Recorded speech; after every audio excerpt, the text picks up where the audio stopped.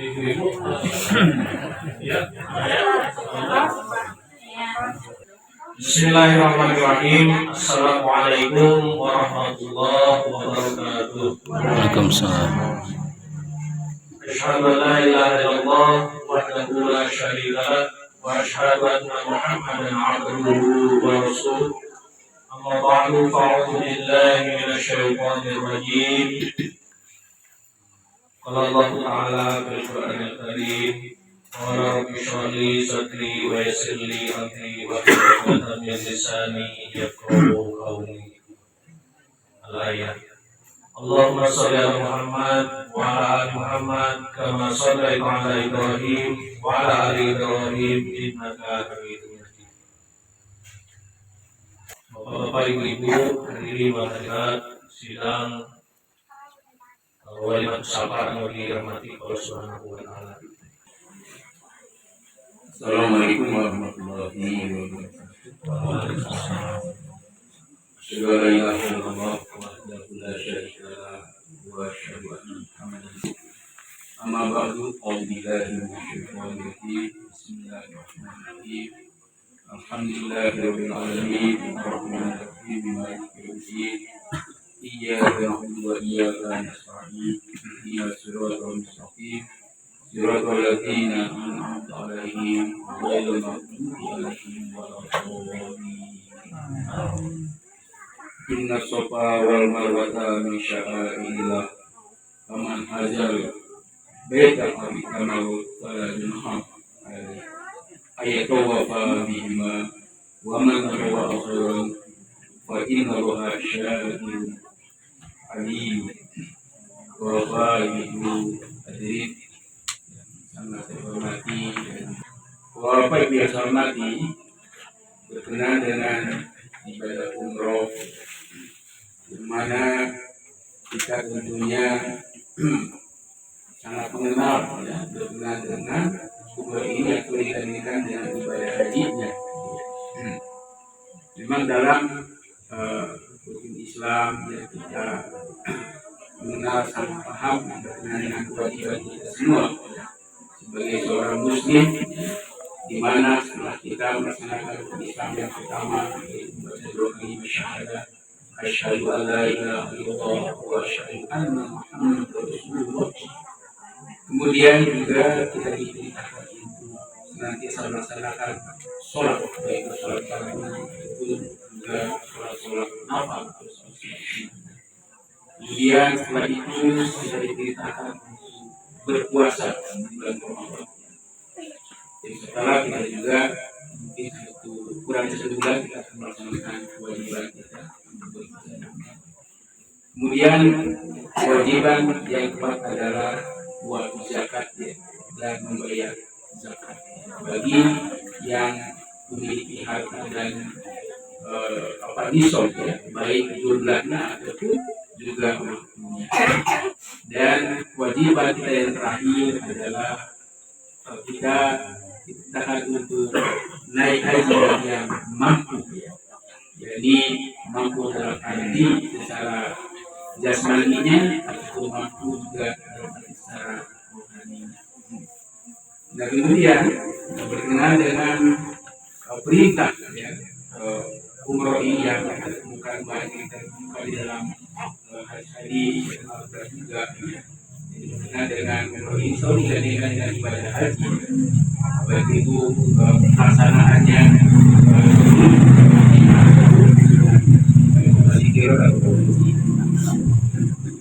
kemudian tadi saya bacakan surat dalam Al-Quran. Allah Ta'ala berfirman dari inna sofa wal marwata, sesungguhnya sofa dan marwah min sya'airillah. Ini keduanya adalah bentuk dari tanda-tanda keagungan Allah. Paman hajjal baita, dan barang siapa yang naik haji ke rumah itu atau melaksanakan umroh ya, fala junaha alaihi, maka tidak ada dosa atasnya ayatawafa bihima, jika ia melaksanakan tawaf ya, berkeliling pada dua pelaksanaan haji dan umroh tersebut. Wa man tatawwa'a khairan, dan barang siapa yang berbuat kebaikan dengan ikhlas dengan dalam hati, ya. Wa innallaha, maka itu adalah lebih baik. Wa innallaha, subhanahu wa ta'ala syakirun, ya. Jadi maha bersyukur, maha menghargai, dan juga maha mengetahui. Bapak Ibu yang saya hormati, berkenaan dengan pelaksanaan umroh, ya tentunya ketika kita melaksanakan ibadah sa'i ini, ya, ibadah sa'i di mana kita berjalan, ya, dan di antara dua bukit yaitu Safa dan Marwah. Dan apabila kita mengenal lebih jauh, ya, berkenaan dengan ibadah sa'i ini tidak mungkin ada, ya, dalam sejarahnya kalau tidak ada pengorbanan yang dipersembahkan oleh ketiga sosok yang mulia yang agung, yaitu yang pertama adalah Nabi Ibrahim alaihissalam, kemudian Nabi Ismail alaihissalam, dan Siti Hajar alaihissalam. Bapak Ibu yang saya hormati, dalam hal ini tentunya berkenaan dengan pelaksanaan ibadah sa'i, ya, terutama ini ada tawaf, ada sa'i, ya, kemudian ada mencukur rambut, ya. Dan yang tidak ada mungkin nanti itu bermalam di Mina dan melempar jumroh, ya, karena itu adalah rukun ibadah hajinya, ya, yang tidak dikerjakan pada waktu ibadah umroh. Ya. Jadi mungkin ini berkenaan dengan pelaksanaan ibadah umroh yang satunya adalah yaitu sa'i ini, ya, sa'i yaitu berjalan antara Safa dan Marwah ini.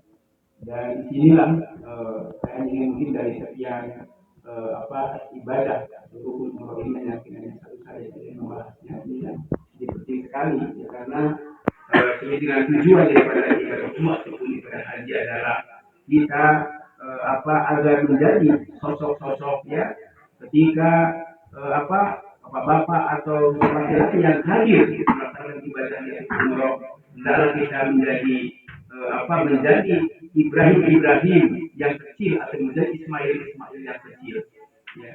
Dan juga ketika ibu-ibu, ya, atau kaum Hawa yang hadir, maka hendaklah juga mereka menjadi Siti Hajar yang kecil, ya. Kenapa saya bilang kecil? Karena mungkin kita terlalu berat, ya, kalau kita menjadi Nabi Ibrahim ataupun Nabi Ismail, atau menjadi istri Ibrahim dan ibu dan Nabi Ismail, yaitu Siti Hajar. Mudah-mudahan kita berharap menjadi, ya, mungkin sosok-sosok yang kecil saja, Ibrahim yang kecil, Ismail yang kecil, ataupun sosok Siti Hajar yang kecil, supaya tidak terlalu berat, gitu, ya. Nah, kemudian apa yang menjadi kelebihan ketiga sosok ini, ya? Kita ingat bahwa perjalanan yang sangat jauh, ya, lihatkan Nabi Ibrahim ini berjalan dari Irak, gitu, ya, belum sampai di sampai di Mekah, gitu, ya. Kemudian bagaimana ketiga sosok ini demi melaksanakan perintah Allah Ta'ala, gitu, ya, demi melaksanakan perintah Allah Ta'ala, yaitu berawal dari Nabi Ibrahim alaihissalam. Beliau pada satu malam bermimpi, ya, di mana dalam mimpi tersebut itu bahwa beliau ini menyembelih putra yang sangat dicintainya, ya. Nah, putra yang sangat dicintainya yang pada saat itu masih dalam kandungan, gitu, ya. Masih dalam kandungan dalam sebuah riwayat, atau juga masih sangat kecil sekali, ya, masih usia bayi, gitu, ya. Nah, ini Nabi Ibrahim diperintahkan dalam mimpi tersebut untuk menyembelih putra yang sangat dicintainya. Nah, kemudian setelah mimpi tersebut, ya, beliau selalu ini menjadi beban pikiran beliau, ya, kapan beliau bisa menyempurnakan mimpi yang merupakan perintah dari Allah Ta'ala agar menyembelih putranya. Kemudian beliau dengan penuh kasih sayang dan penuh kecintaan dan penuh pemahaman ketauhidan yang sempurna, ya, beliau tidak puasa dan beliau tidak diberikan kecenderungan untuk menyembelih putranya yang pada saat itu masih bayi, yang belum bisa diajak berbicara, dan tidak mungkin juga, ya, ini, dan tidak ada dalam ajarannya bahwa seseorang boleh mengorbankan jiwa orang lain, termasuk anak sendiri, itu nggak boleh, tidak ada perintah.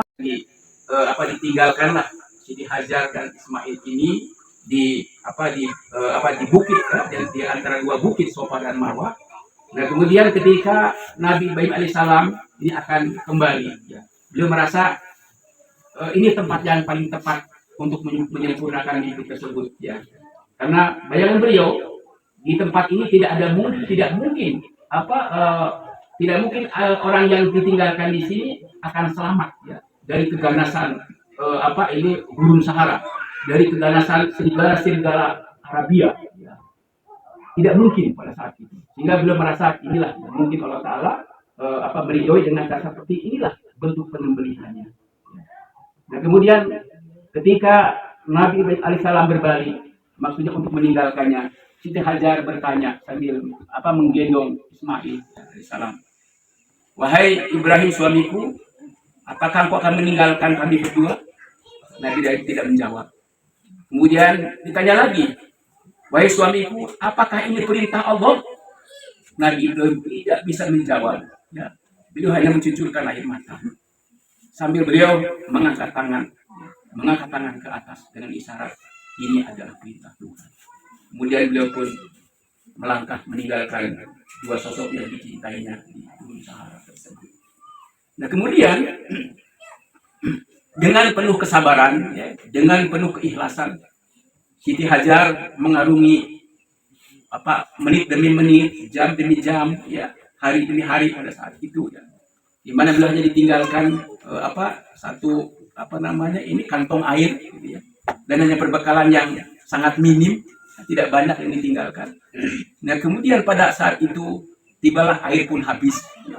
Di tengah padang pasir yang begitu hebat panasnya, yang bisa mencapai 50 derajat. Kondisi yang sangat-sangat tadi kehausan, dan beliau hanya memikirkan bagaimana anak yang dicintainya bisa hidup dan bisa menemukan air ya untuk melangsungkan kehidupannya. Beliau menengok ke sebelah bukit yang paling dekat dengan yang sekarang ini yaitu Ka'bah, yang pada saat itu belum seperti ini, ya. Nah, yaitu Bukit Safa, dan beliau melihat di sana itu ada mata morgana, yaitu ada danau, ada kolam, gitu ya, ada genangan air yang banyak, gitu ya, itu yang sangat jernih, gitu ya. Nah beliau dengan penuh semangat dan antusias supaya mendapatkan air, beliau lari menuju ke Bukit Safa tersebut, ya. Kemudian sampailah di Bukit Safa, ternyata tidak ada air di sana. Yang ada hanyalah pasir dan batu-batuan. Kemudian beliau berbalik ke arahnya, ya. Beliau menengok ke arah bayinya yang ada di antara dua bukit tersebut, ya. Kemudian sambil menengok ke Bukit Marwah, ternyata beliau di sana melihat ada fata morgana lagi, ya. Beliau pada saat itu tidak memandang itu fata morgana. Beliau sekarang melihat itu adalah air yang asli, ya. Maka beliau segera berlari lagi, ya, menuju fata morgana, menuju air yang ada di Bukit Marwah tersebut, ya, yang jaraknya cukup jauh pada saat itu, ya.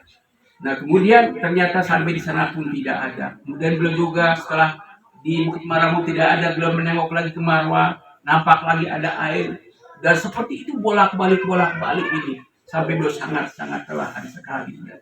Pada akhirnya beliau ingin menengok putra yang dicintainya tersebut, apakah masih hidup atau tidak. Ini bisa dibayangkan, ini sudah sekian lama ini bayi ini tidak bisa disusui karena ibunya pun sudah kekurangan air, ya. Ini bayi pun sudah sedemikian repotnya, sudah sedemikian hausnya, ya, untuk mendapatkan air tersebut. Nah kemudian singkatnya riwayat pada saat itu, ketika Ismail alaihissalam dalam kondisi yang sangat haus sekali, kaki beliau Ismail ini menoker pasir yang ada di bawah itu tersebut. Kemudian tiba-tiba di sana ada rembesan air, ada tanda-tanda bahwa ada air di bawah kaki Hajar Ismail alaihissalam. Kemudian Siti Hajar mengorek-ngorek, mengguar itu ya pasir tersebut sampai terus ternyata di bawah tersebut ada sumber mata air ya.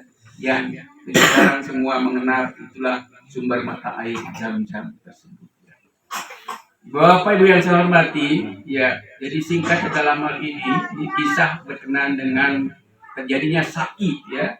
Jadi seorang yang melakukan haji ataupun umrah wajib ya untuk melaksanakan sa'i, di mana harus berada kecil di antara dua bukit Safa dan Marwah, yaitu mencontoh bagaimana perjalanan Siti Hajar ya pada saat itu ketika beliau mencari air. Nah, dalam kondisi seperti ini, Bapak Ibu yang saya hormati, ya, bagaimana ketabahan ketiga sosok ini, walaupun Nabi Ibrahim AS beliau meninggalkan, tapi bukan beliau senang, tapi beliau pun sangat menderita, ya, sangat menderita beliau, ya, karena meninggalkan istri dan putranya yang sangat dicintainya, ini karena hanya melaksanakan perintah Allah Subhanahu wa Ta'ala saja, ya. Dan juga bagaimana kesabaran, keikhlasan, ketulusan Siti Hajar ini ya dalam melaksanakan perintah Allah Ta'ala, syariat perintah suaminya itu Nabi Ibrahim alaihissalam ya, tidak pernah mengeluh, tidak ada keluhan apa-apa ya, walaupun penderitaan yang sangat berat sekali ya. Kemudian bagaimana juga kasih sayang Allah Subhanahu wa Ta'ala ya. Allah Ta'ala telah memberikan cinta dan kasih sayang yang luar biasa ini kepada tiga sosok ini ya. Dimana dengan melalui perjalanan ketiga sosok ini, dunia Islam, bahkan juga bukan hanya umat Islam saja ya, mereka akan selalu mengenang ini perjuangan ketiganya, Nabi Ibrahim AS, Siti Hajar dan Nabi Ismail. Pertama ya, ketika seseorang melaksanakan ibadah haji ataupun umroh ya, bahwa mereka dituntut untuk senantiasa menjadi orang-orang yang muwahhid ya. Mereka